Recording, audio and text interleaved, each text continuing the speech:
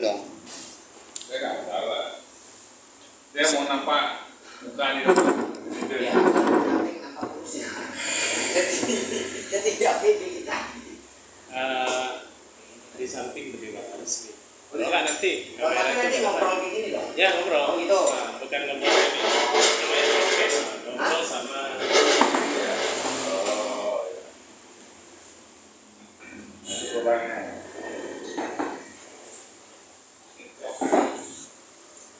Ini nggak dari blog mana YouTube kan? Nggak perlu ngeliat ke kamera berarti kan?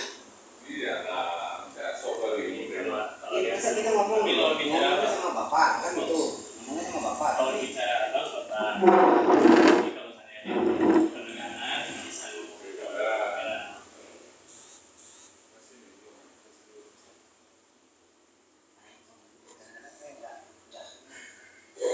Malah grogi gitu kan. Saya penjelasan ke pemerintah. Ya. Halo. Lalu pemerintah. Pemerintah ini. Halo. Malah muka bapak nggak nampak. Pak, muka bapak nggak nampak nih pak. Kita mundur lagi nih pak. Ya udah live dia, ampun deh. Nah, kedengeran dalam suara kita. Itu kan proses. Suara kita kedengeran pak. Ya, apa kan proses? Proses pembuatan berarti dari awal belum mulai dah. Dibiarkan aja. Nah, mereka itu udah kita mulai. Tekan siarkan terus.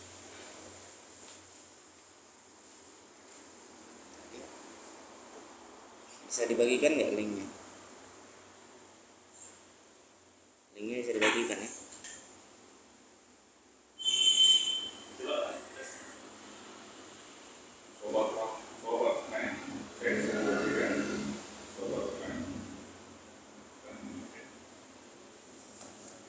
Ntar pak ya, kita bagikan linknya.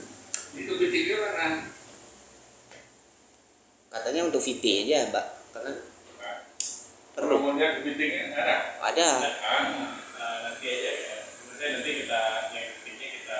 Oh, nanti ya. Tapi nanti kalau saya mau ditaruh ke meetingnya di belakang itu nggak masalah juga. Nggak nampak ya. Saya perlu penekanan mau kasih lihat produknya. Ya, pegang kan. Oh ya, diserang sama suka. Nanti apa namanya profilnya di share ke hobi aja. Itu kan karena dia itu bisa ditapakan kan untuk kasih kita. Taruh di bawahnya nggak nampak? Di bawahnya. Atau nanti dulu ini dia.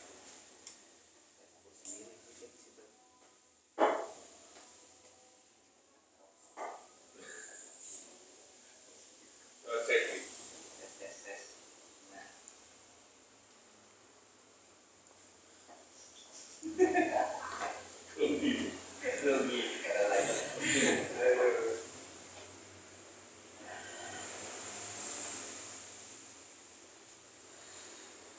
Ada speaker yang mantau ya.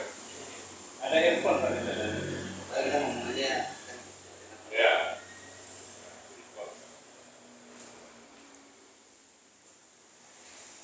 Ini dulu. Kita punya ini. Ini nggak jalan. Nggak ada gambar.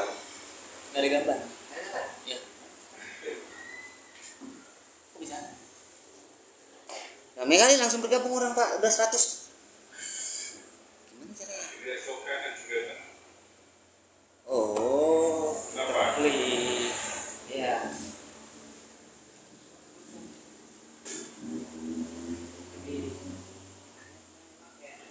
Jadi kan kita ya udah ada orang buat kayak gitu kan. Abang boleh bisa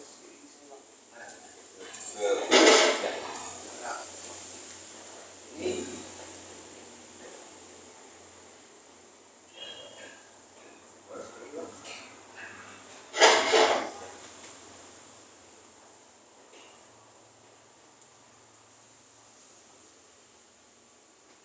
Jadi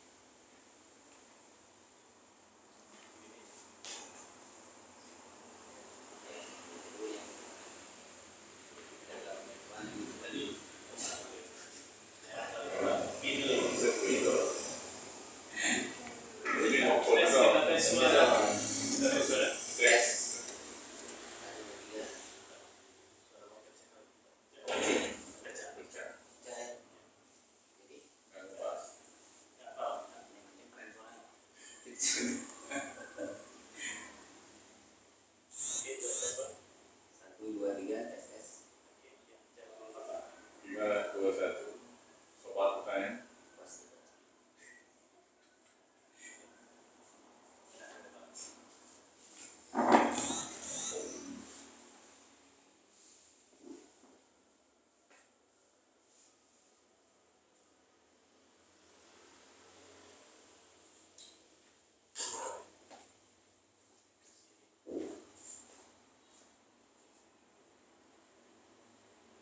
Ini posisi Ada ya.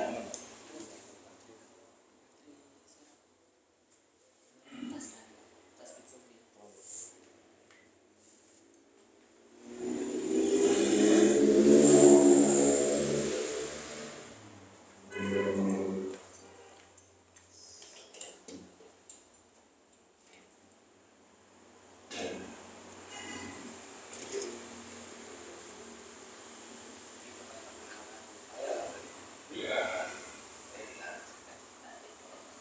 santai masa nggak tahu kalau dibuat.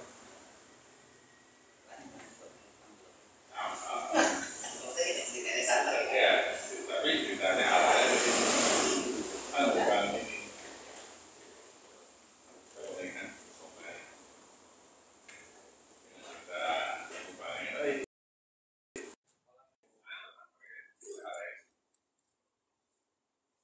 kita ngobrol dari luar.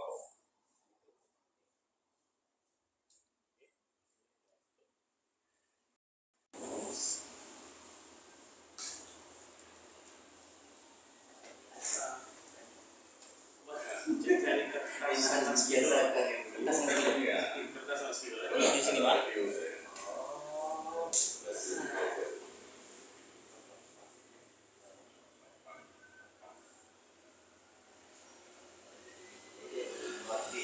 Iya, mereka ada di sini. Biasanya nggak terlalu nampak bumbu kan.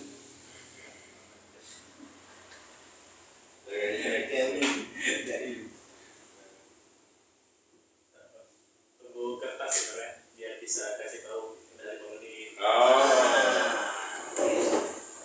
Kayak tadi kurang ya, nggak 30 ya. Waktu berapa kita keluarkan? Maksimal di 30. Jadi kalau bapak nanti dikasih tahu di 10 menit, di 20 menit. Iya aja, ada di WhatsApp 30. Kalau ada 15 itu aman. Kalau nggak 30 itu ada waktu itu kadang Ya. beritahu itu lagi. Kayak Yang ada dan saya dari orang nyari. berarti atasan ada Kita share. yang ya.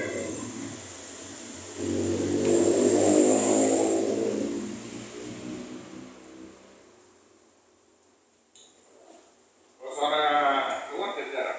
Kedengaran kalau seandainya ngegas lebih luar kedengaran. Tapi kalau saya standar kan. Nanti ada musik-musiknya. Jadi mulai cara cempreng-cempreng.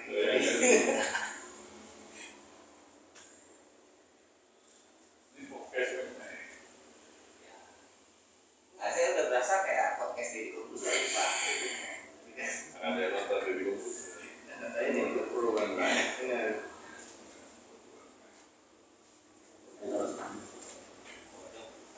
Saran Sobat kita. saran karena membuat pandu background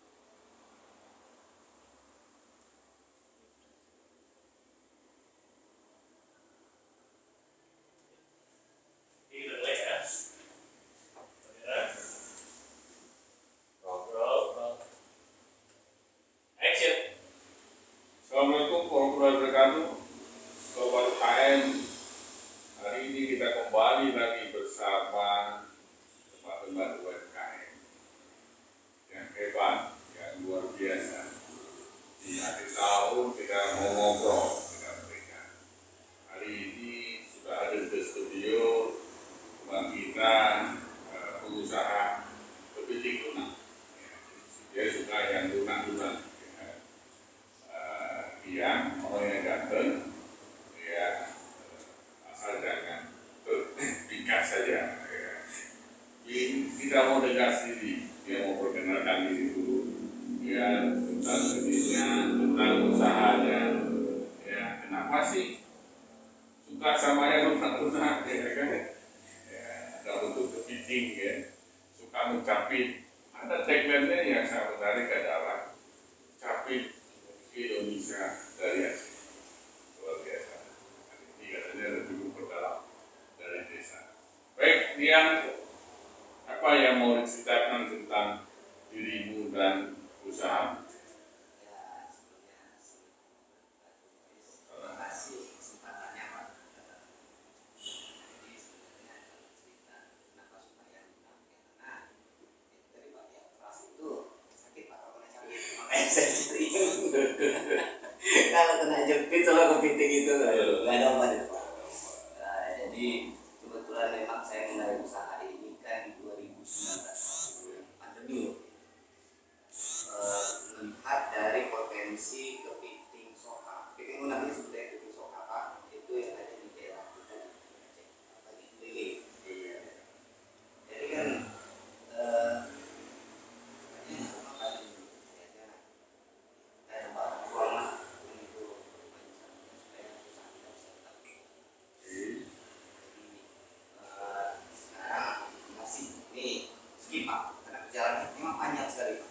Itu perlu ditarik dulu Ya, bisa 24 jam menceritanya. 24 jam Pak, karena main kepiting ini sebenarnya memang aduh banyak sekali yang harus kita pikir. Kita sebagai UMKM ini kan nggak cuma berpikir tentang produksi, masalahnya, distribusinya, masanya, banyak Pak. Jadi kalau ditanya, ya, ini potongnya yang dari mana dulu ini Pak? memang banyak sekali ceritanya. Ya, kenapa harus dipilih usaha ini daripada yang lain? Kenapa yang agak berbahaya, cantik gitu kan? Iya benar. Itu ada rasa tertentu. Jadi memang kalau ditanya kenapa, memang kalau saya begini Pak, prinsipnya kita itu usahakan kita lihat pasarnya dulu nih, Pak. Ya, Ini marketnya kemana ya?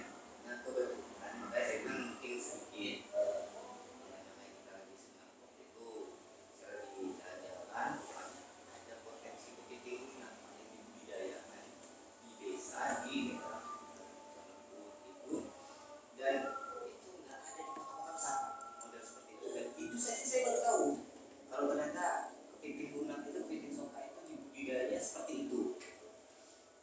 Jadi saya berpikir kan ini punya target punya pasar tersendiri ya memang kepiting lunak ini kan Indonesian Premium Seafood jadi kan dicari oleh pasar ekspor jadi memang kalaupun di Jakarta Pak itu di kota-kota besar itu banyak kan di Chinese Seafood Resto yang memang marketnya luar biasa.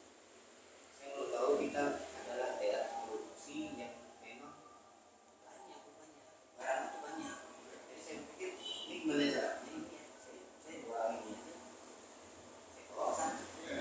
Masalahnya kan setahu saya kamu ini backgroundnya arsitek apa dengan kepiting gitu kan?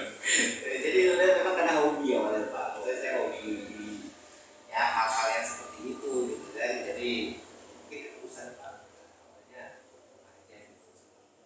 Ya lupa kalau saya lagi pulang. Jadi memang jadi seneng main kepiting.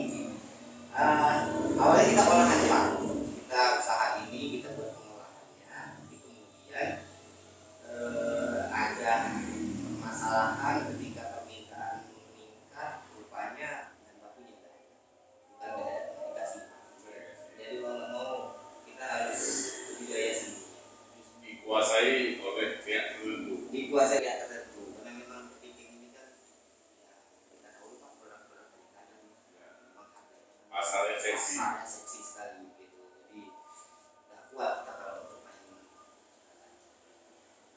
itulah yang karena saya berpikir untuk memenuhi bahan baku produk saya jadi ya saya coba untuk budidaya sendiri tapi ini uniknya kita nggak kita berbudidaya di anak kita budidaya hijau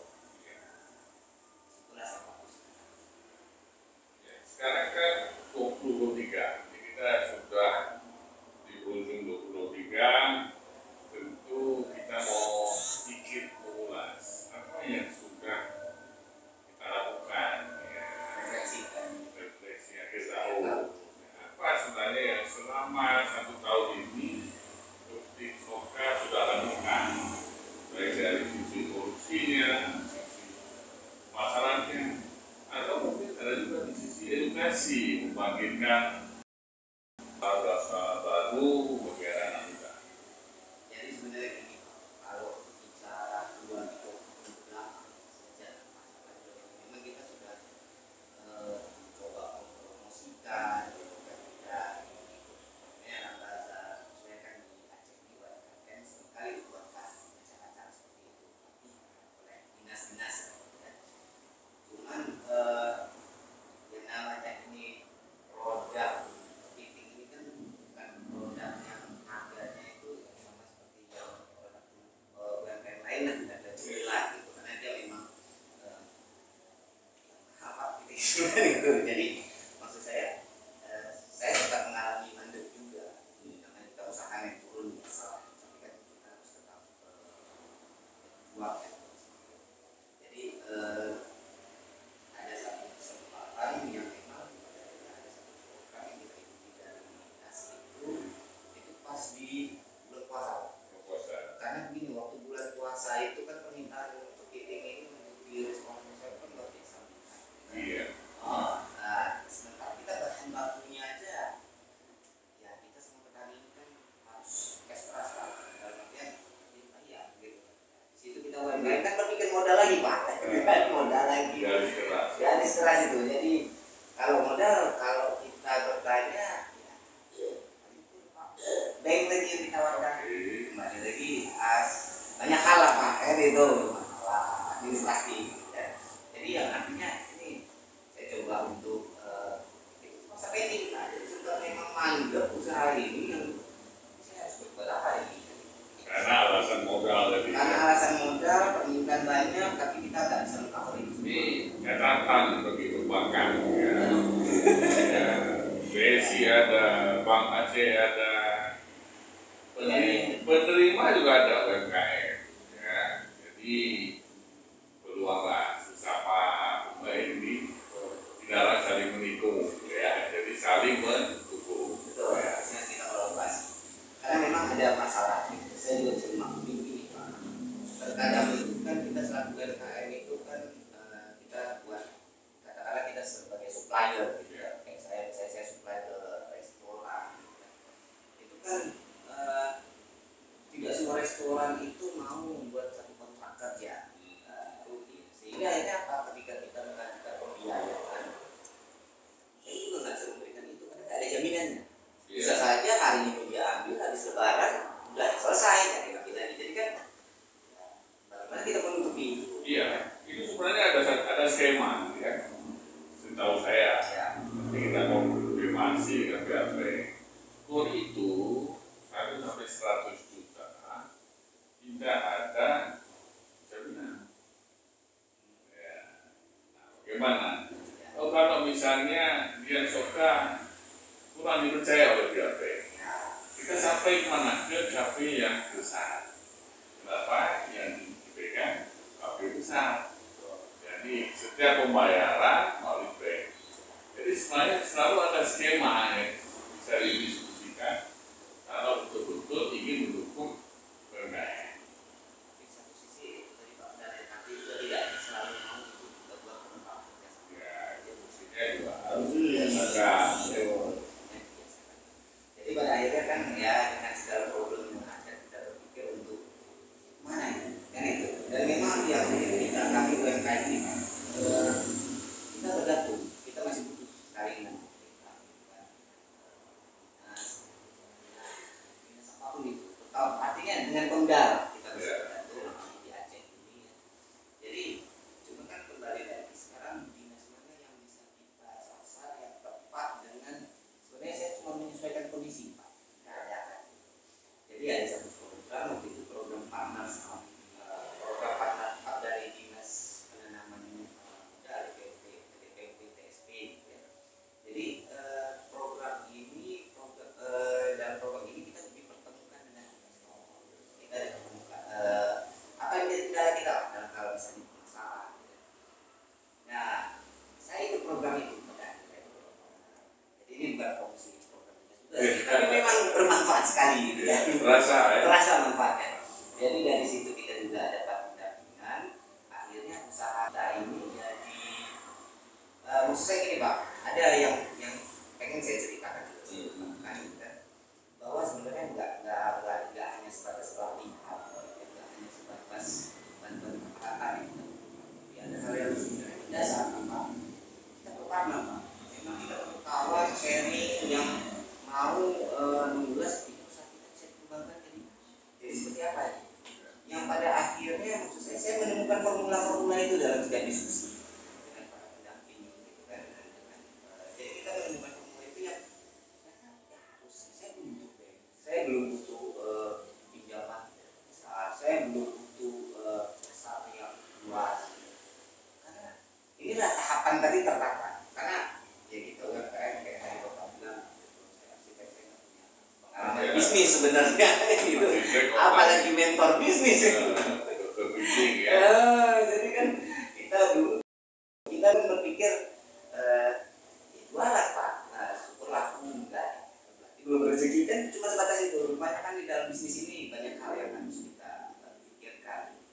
Nah jadi ketika program-program seperti ini akhirnya kita ikuti, usaha kita jadi lebih tertata. Di situ yang maksud saya, alhamdulillah kan akhirnya saya tidak di budidaya Pak, tapi saya titip budidaya saya di desa-desa. Saya bekerja sama dengan desa-desa melalui program desa gitu kan. Dan saya sekarang workshop untuk penyediaan kolam budidaya penyu lokal. Jadi kita mulai dari hulunya Pak. Jadi sobat UKM, ya, saya ingin sedikit menjelaskan, sobat saya tahu persis program Partners Up, ya, kalau aktivitas UMKM itu lebih kepada UMKM naik kelas. Aktivitas besar ini itu adalah menjadi partners, ya. Bagaimana pengusaha meningkat, dari prosesnya kita mau mencari siapa yang menjadi konsultan pendamping UMKM ini untuk siap, ya, mendapatkan partners pihak ketiga, baik investor, baik di sisi investasi produknya, atau investasi pemasarannya, atau investasi brandingnya, sehingga badan ini akan memenuhi target investment. Kalau mencari 1% infrastruktur ini tanpa ada partnership ini mungkin agak susah. Tapi ketika kita menyiapkan partners, investor siapapun akan lebih mudah. Jadi targetnya adalah itu. Mereka harus disiapkan baik administrasi, baik mentalnya, ya, Memang benar-benar dibongkar habis ya. di situ. Nanti datang dari Swedia, dari Amerika, takutan, ya kan? Jangan Iya. usaha saya dicuri gitu. Dan sekarang kan begini Pak, kita UMKM itu kan berpikirnya pasarin dong produk kita, pasarin. Ternyata banyak hal seperti kayak saya Pak, ketika ada di tes pasar, di situ yang wah bukan saya bisa. Begitu saya mau siapkan di produksi, saya juga luar biasa. Jadi nah ini yang bagaimana kita supaya itulah ternyata kita bisa berkolaborasi.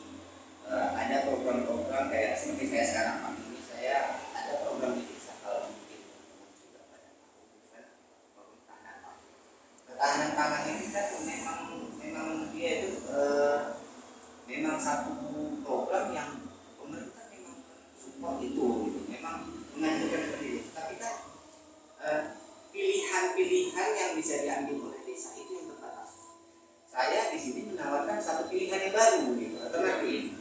Katakanlah gini, desa itu melalui badan usaha digabung ya, gitu, BUMD itu selama ini melakukan ternak ayam, ternak bebek, gitu kan, atau budidaya kalau di tanah lele. Nah, saya menawarkan ini satu alternatif lain yang kepilih sokar. Saya kan disitulah yang ketika ada desa yang menyambut. Maksud saya kita harus menyiapkan dulu itu sebelum kita melempar. Setelah siap, saya menyediakan kolam, saya jual kolam gitu. Nah, bisa mulai desa dengan hasilnya itu sistem kerjasama kita kita. Akhirnya menurut saya itulah melalui program ini tadi juga kita kan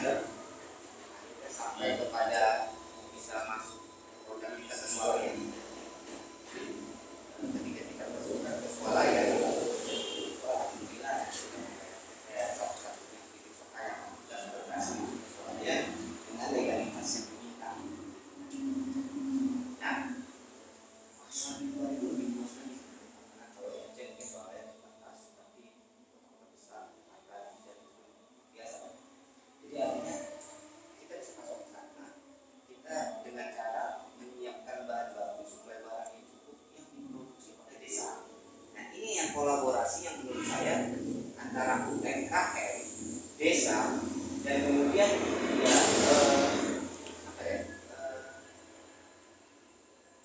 namanya swalayan ini sendiri ya bisa market gitu.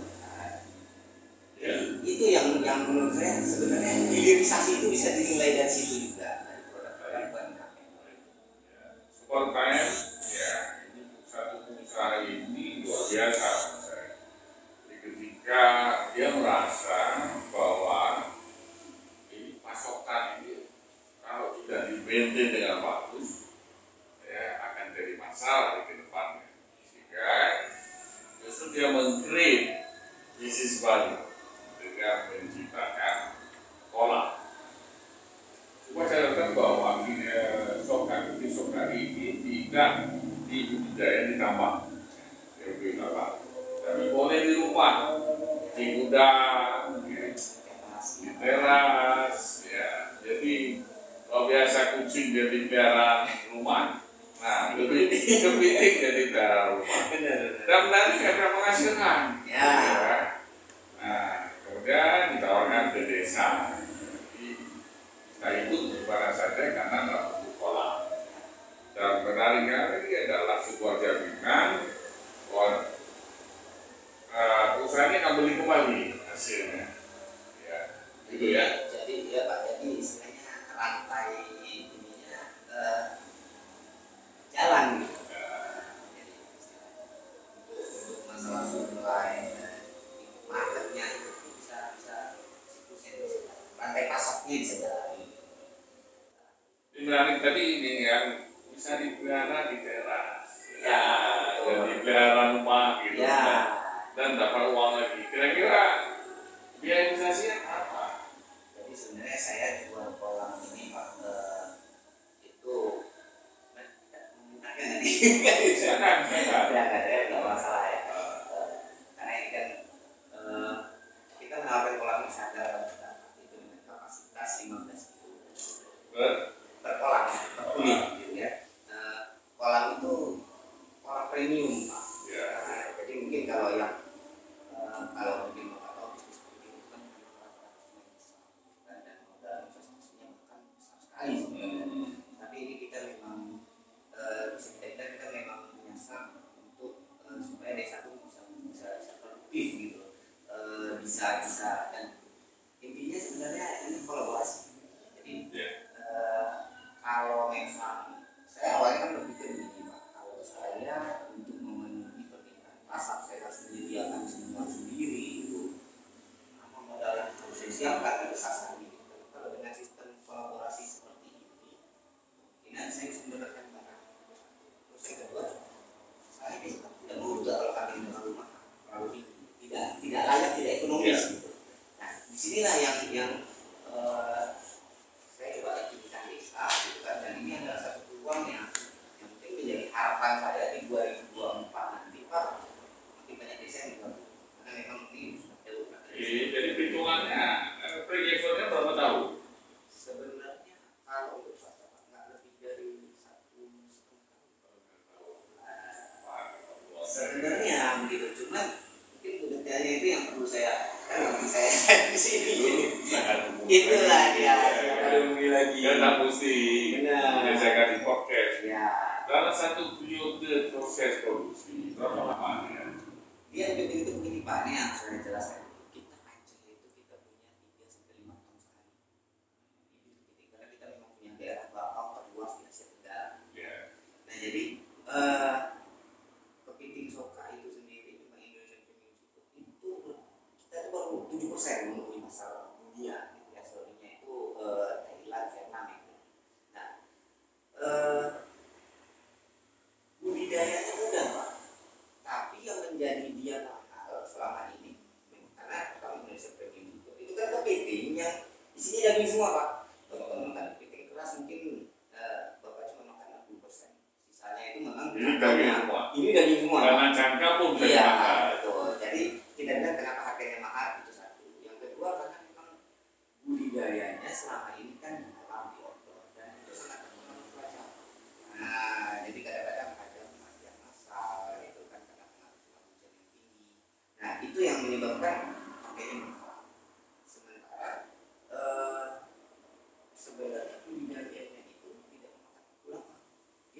15 sampai 30 hari kita sudah pakai. Jadi artinya sebenarnya ini peluang yang sangat besar asal bisa dibawa ke dalam ruangan kita bilang. Anak muda tertarik nggak? Kalau saya bilang Pak, selama ini yang saya ganti anak muda semua Pak, karena mereka udah nggak menanam lagi Pak, mereka nggak main panas, mereka lebih suka main ikan. Jadi hobi kan gitu. Kadang-kadang sakit tapi ya. Kadang-kadang ya, salah Pak. Benar. Oke, menarik sebenarnya, ya. Dan kemarin saya sudah dipasarkan. Supaya kalau saya mau beli di mana? Soalnya mana? Jadi begini Pak, kalau selama ini alhamdulillah kan itu tadi ada kronologisnya setelah saya dari dalam selagi saya ikut dengan program ini kita ketemu dengan banyak orang, kita ketemu dengan banyak pihak, akhirnya ada beberapa desa yang sudah kan, dan saya harus ceritakan juga ini kan ada satu visi dari Pak Kecil. Kalau kita kan kecil, kalau di daerah lain Kades itu kenapa harus saya sampaikan karena saya senang dengan semua visioner seperti itu. Jadi Pak Kecil waktu saya pas coba pasarkan kolam tadi Pak, itu dia panggil anak muda. Dia panggil anak muda, dia selama ini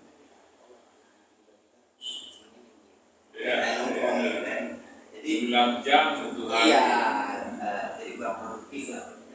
Jadi ini satu visi tadi dengan anak muda dia tanya dia udah supaya mereka juga ada pemasukan hasil tadinya memang saya siap untuk tahu dengan kedua orang tua tidak berapa atau mau jual sendiri sedangkan tapi saya juga sampaikan ke Pak Kecil bahwa kalau ibu PKK dan Pak Kecil memang pengennya seperti nanti ibu PKK-nya sekolah itu sehingga akhirnya Pak kampung dia itu menjadi kampung wisata kuliner dan hasil yang saya tampung itu hasil panen yang saya tampung juga saya jual Pak ke swalayan untuk membeli permintaan pasar. Di mana saja? Di Aceh ini ada Susudia dan Rosekis. Paling Rosekis dan Susudia. Proses sama kali itu Susudia sama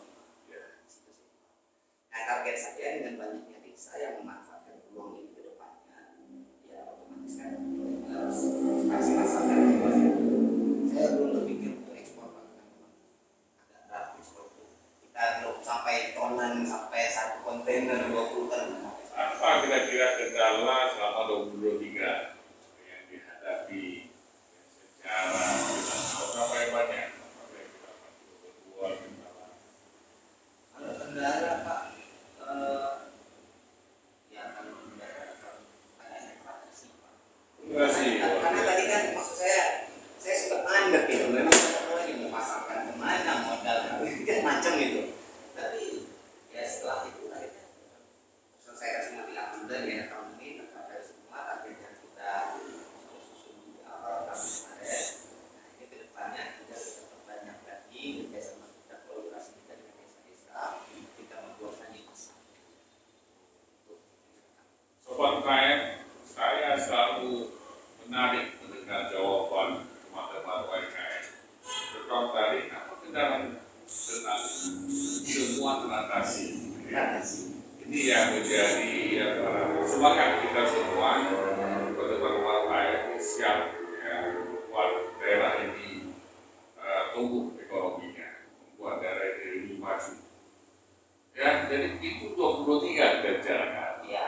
Kira-kira harapan Harapannya 2024. harapannya begini Pak, ini kan di 2023 waktunya juga kemarin itu kerjasama dengan desa, kemudian masuk ke swalayan itu kan semua hampir berbarengan Pak.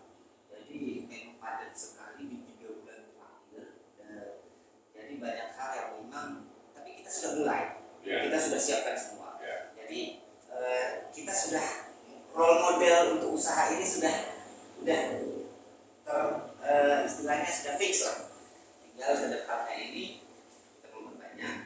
Contoh kayak saya sekarang saya kolam, saya tawarkan ke desa, ke satu desa terkadang kolam dia mau ambil, terus kemudian kondisinya saya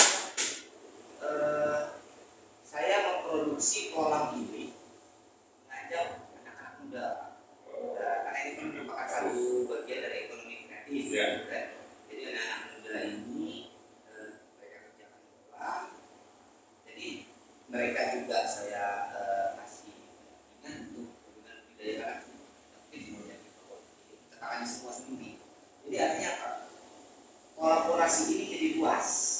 Tidak hanya kolaborasi antara UKM dengan desa dan market gitu ya, dengan retail, tapi juga kolaborasi ini memang didukung oleh banyak gitu, oleh muda, oleh pihak orang desa, orang bergabung lah kita bilang, terus ibu akan bisa terlibat, sehingga akhirnya apa?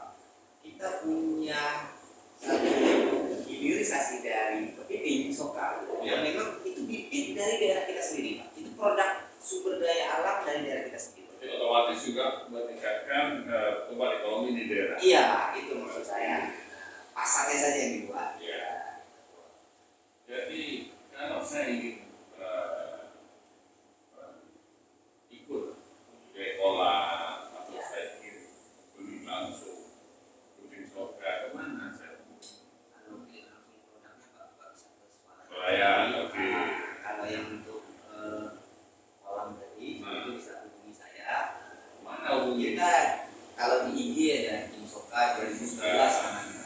Sebenarnya King Soka 2019 di TikTok juga gitu. Terus saya juga dari situ bisa dicari. Ada nomor telepon di IG? Ada di TikTok juga.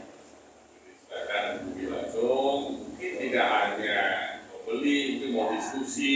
Betul. Ada edukasi budidaya yang pernah saya lakukan juga di YouTube. Kita ada channel. Kita udah jalan ini kan sejak 2 tahun lalu Pak, kita sudah berintis. Kita sudah melakukan riset banyak juga. Sobat UKM ya luar biasa, kita sudah belajar banyak dari pengusaha muda UMKM King Soka ya, kepiting lunak yang gigih ya, bahkan di awal bermain dengan hanya kepiting dan rumahku teman-teman di daerah di dalam pertemuan bibit dibeli oleh Yang dan sekarang lebih dikembangkan di sektor kolamnya. Dia berinovasi membuka kolam dengan teman-teman budaya ya, sehingga memelihara kucing soka sangat mudah sama memelihara kucing rumahan ya. Dalam tempo yang sangat singkat ya, hanya 1 bulan sudah dapat menghasilkan pendapatan tambahan, apakah penambahan keluarga atau bagi anak muda kalau ngabisin waktu dengan game saja, ini menjadi sumber ekonomi kreatif dan sangat baik. Terima kasih dia sudah datang di Sobat UKM. Mudah-mudahan usahanya selalu sukses atau maju tanpa ganteng. Terima kasih Sobat UKM. Assalamualaikum warahmatullahi wabarakatuh. Jalan dua ya. Persikit. Soalnya nggak nampak di situ. Oh, nampak. Silau kan. Mana matinya? Ini loh anak. Pilih kalau ini udah pasti 30. Matiin TikTok, matiin live gimana? Ini ya.